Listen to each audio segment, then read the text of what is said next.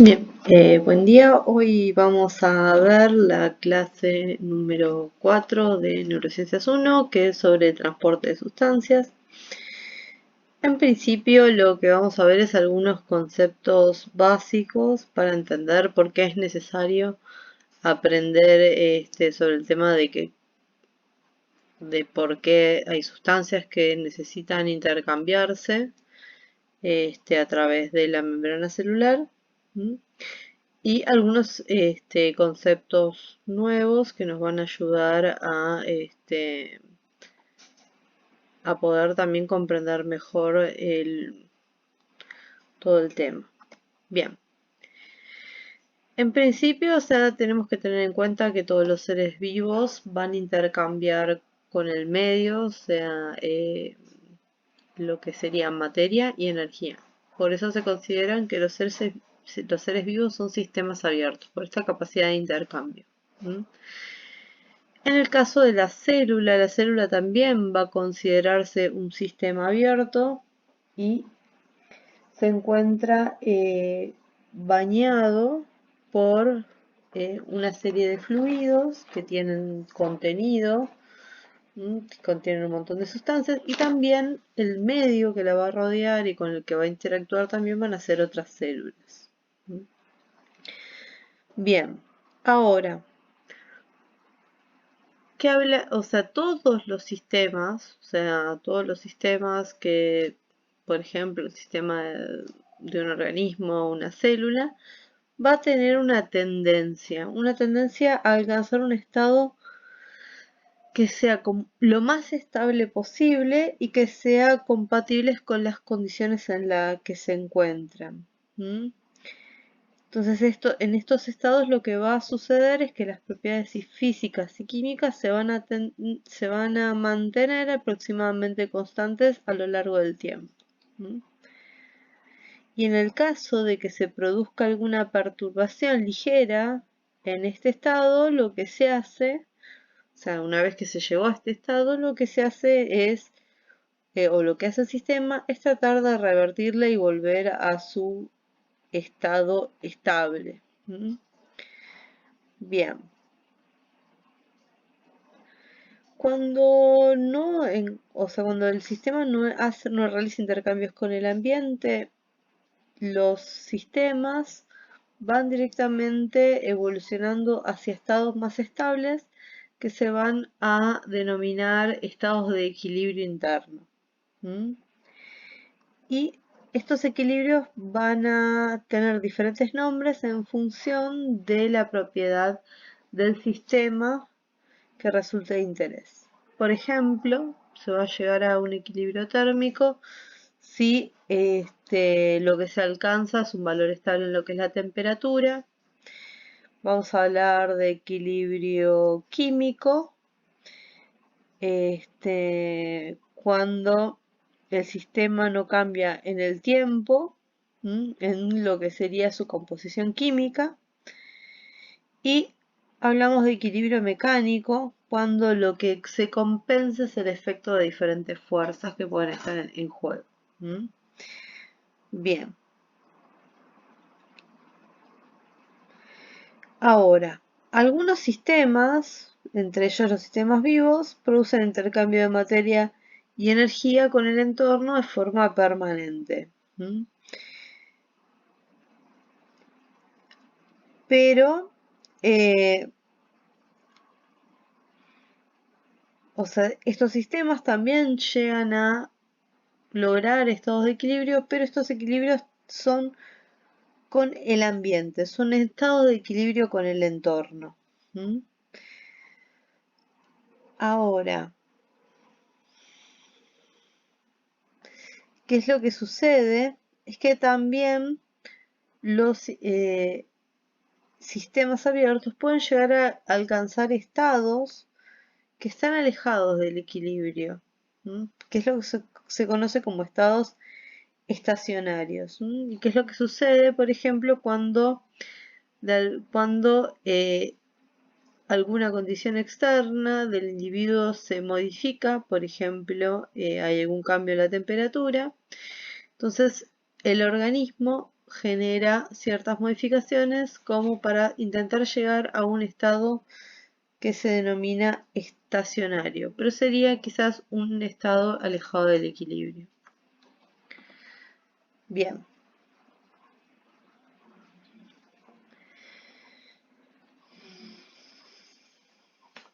Perfecto.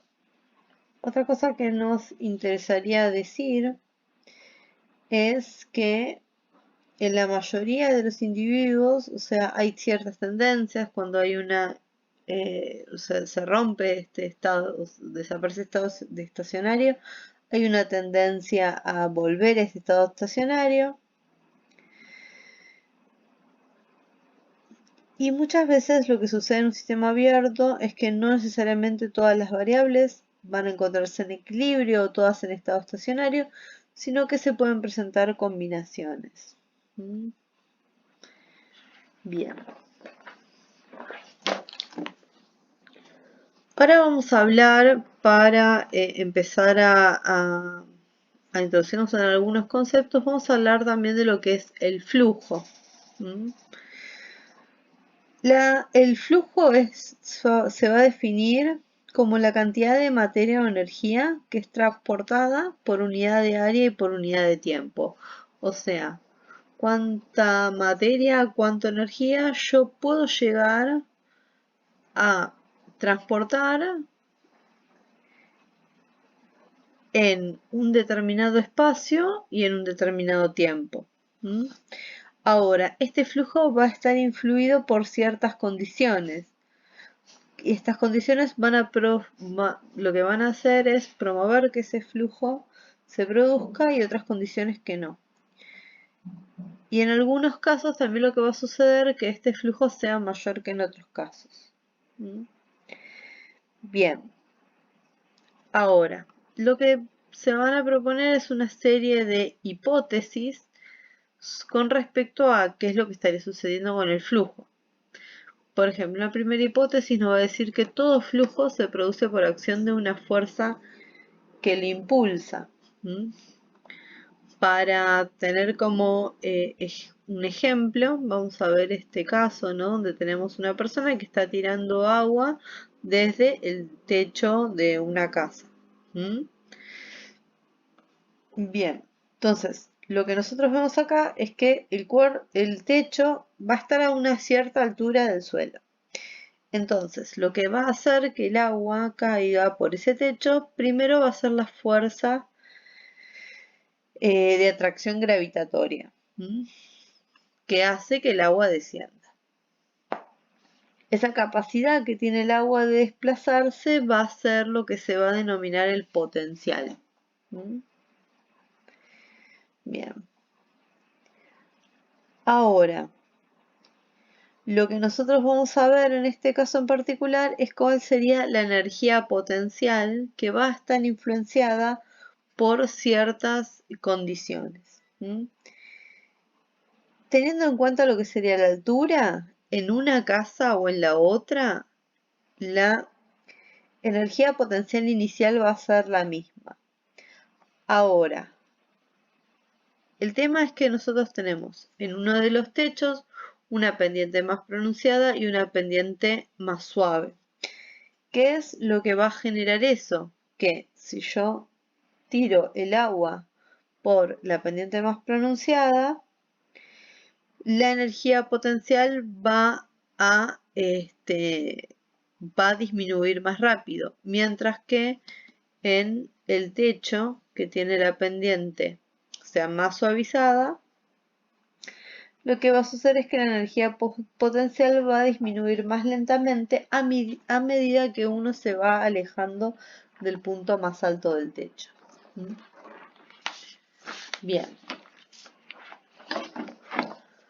Ahora, a partir de esto vamos a introducir el concepto de gradiente, que lo que nos va a indicar el gradiente es qué tan rápido varía el potencial, o sea, esta energía potencial, entre un punto y el otro del espacio y la dirección en que se produce ese cambio brusco. Bien, ahora, siguiente hipótesis, nos va a decir que un flujo va a depender, o sea, la magnitud de un flujo depende de la magnitud del gradiente que lo impulsa. ¿Mm? Bien, ¿cuándo se va a dar un flujo? Siempre va a ser desde, o sea, va a partir de las regiones del espacio donde el potencial es mayor. O sea, donde hay una especie de empuje mayor de un lugar hacia el otro. Y se va a dirigir siempre hacia zonas donde este potencial es menor y solo se detiene cuando el potencial se iguala en todos los puntos del espacio. Cuando se llega a este punto, lo que sucede es que tanto el gradiente como el flujo neto se van a volver nulos. Bien.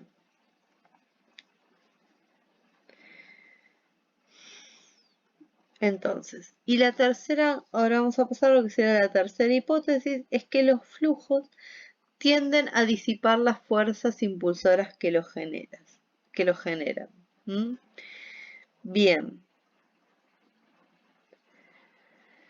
Ahora, esto ya nos lleva a lo que sería el transporte de sustancias a través de las membranas biológicas, que son procesos donde la fuerza impulsora natural va a ser lo que conocemos como gradiente de potencial químico.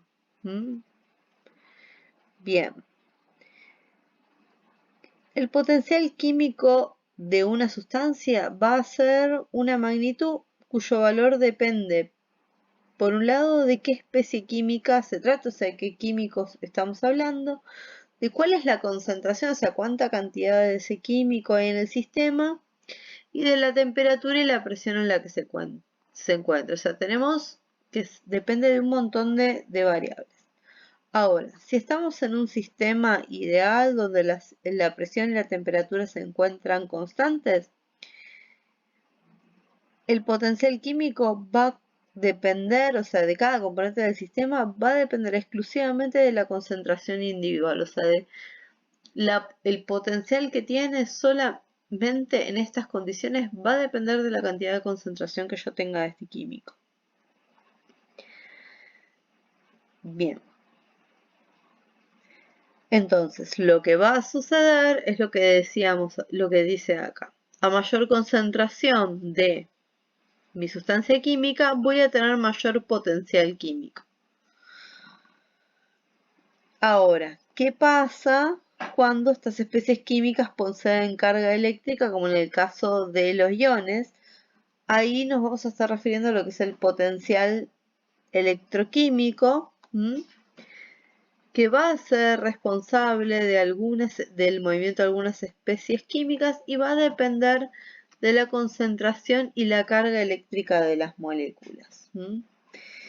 ¿Por qué hablamos de potencial electroquímico? Porque tiene esta característica de ser una combinación entre el potencial eléctrico que impulsa el movimiento de cargas que no tienen masa y el potencial químico que produce el desplazamiento de sustancias que no tienen carga.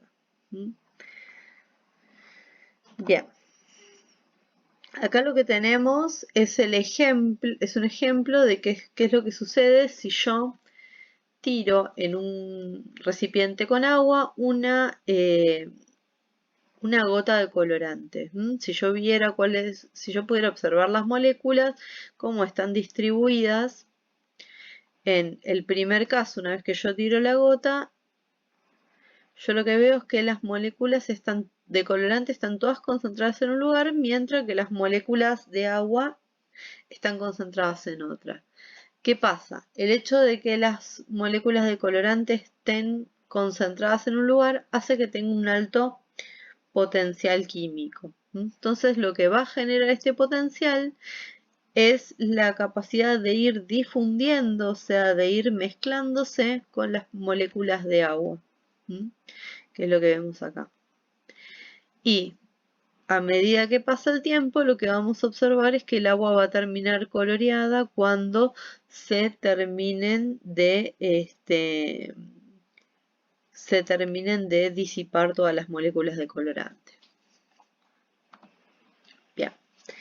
Ahora vamos a ver los tipos de transporte con los que nos podemos encontrar en la membrana celular. Principalmente vamos a distinguir dos tipos de transporte, el transporte pasivo y transporte activo. Bien,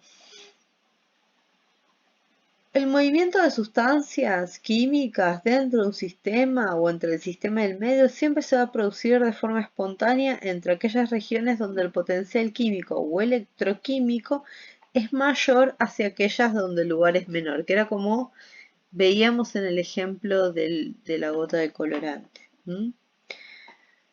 Bien, este tipo de transporte que es impulsado por un gradiente de potencial, lo que no va a suceder, lo que no va a necesitar es que haya un aporte externo de energía. Eso es lo que nosotros vamos a denominar como transporte pasivo. Este tipo de transporte pasivo tiene esta característica de no necesitar, o sea, como utiliza la energía de gradiente de concentración, no va a necesitar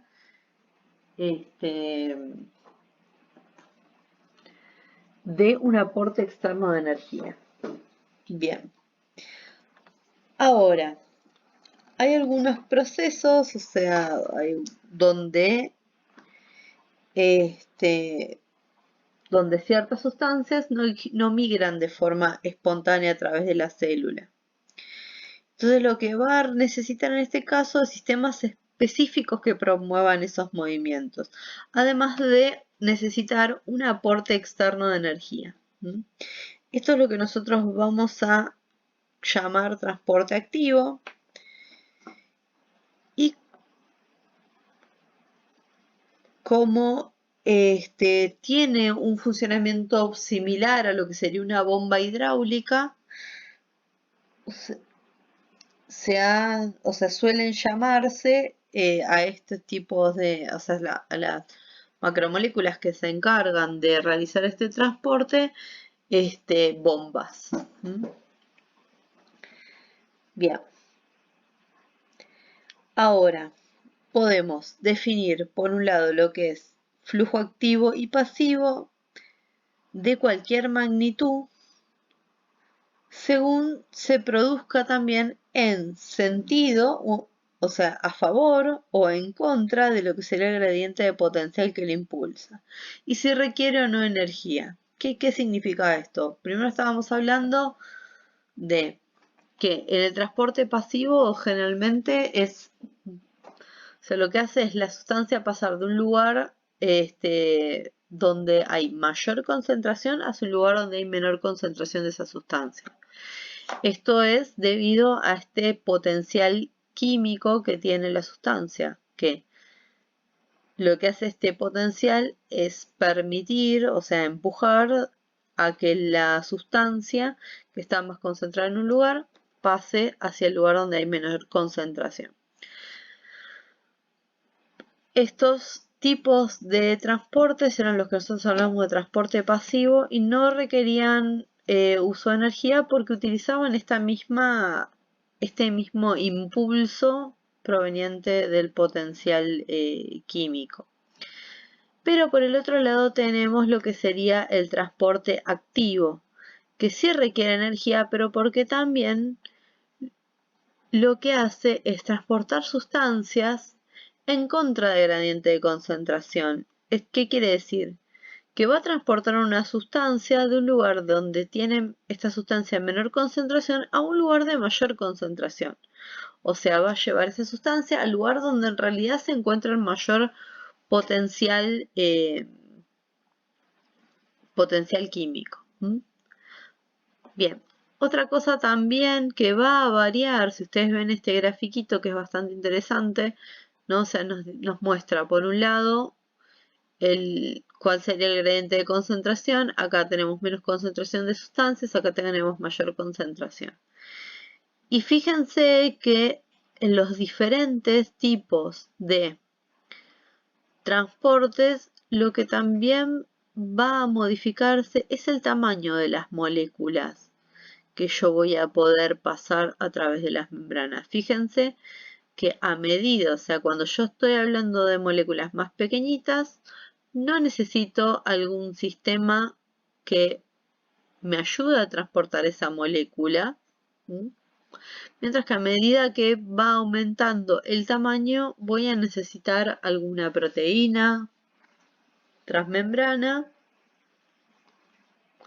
que lo que va a hacer es favorecer ese transporte de sustancias. Bien.